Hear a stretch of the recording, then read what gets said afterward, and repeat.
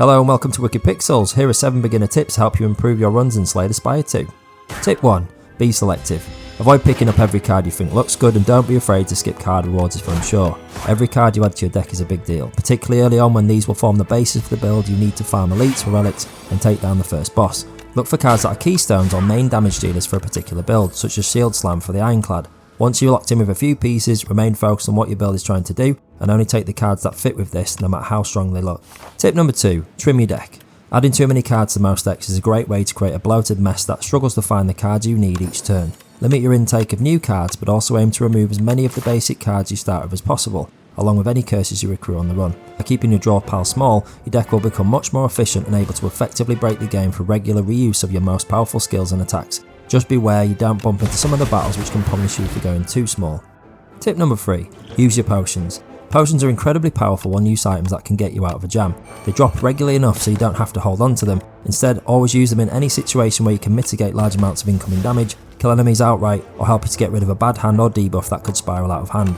Even poor builds can do well with a potion belt and a white beast relic. Potions are a great and affordable way to help you through many difficult battles, so don't be afraid to pick some up from the shop for a few gold as you need. Tip number 4. Your life is currency. Many events in Slay the Spire require a cost in blood to receive some powerful relics, cards or buffs. While this might seem like a bad trade, your life is only really important once it hits 0. There are many ways to heal, including visiting rest sites, and the improvement in efficiency will almost always outweigh the health you lose by helping you power through battles quickly and often taking much less damage than you spent in the trade. This applies to many powerful cards for classes such as the Ironclad, who has numerous ways to steal back health, so don't be put off by this, just make sure you don't take yourself too low before an elite or boss fight. Tip number 5. Know your enemy. There are a ton of enemies, elites and bosses to learn in Slay the Spire 2, each with their own abilities that can often punish certain builds and may alter the way you approach each battle. Always take the time to read any unique buffs and debuffs carefully. Focusing on defense against a creature that gains strength every round, or not realising your cards are ethereal until a certain enemy dies, you're going to see a run end pretty quickly.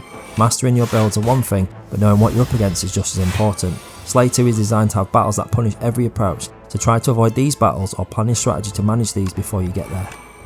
Bonus tip. Experiment. Slay the Spire's characters are all incredibly strong and fun to play. There are a ton of unique and powerful ways you can build each one and a ton of relics, cards and potions to unlock. Try to focus on trying new things in each run. Try out a card you're not sure about. Select an obscure event option to see what happens, and don't be scared to try new things. High Ascension runs are all about optimising on the fly, so it's good to know what tools you have available before you get there. And that's it for 5 tips for beginners who are starting Slay the Spire 2. If you found these at all useful, please don't forget to hit that subscribe button and drop your comments below. Best of luck climbing the tower and stay tuned for more content on the way.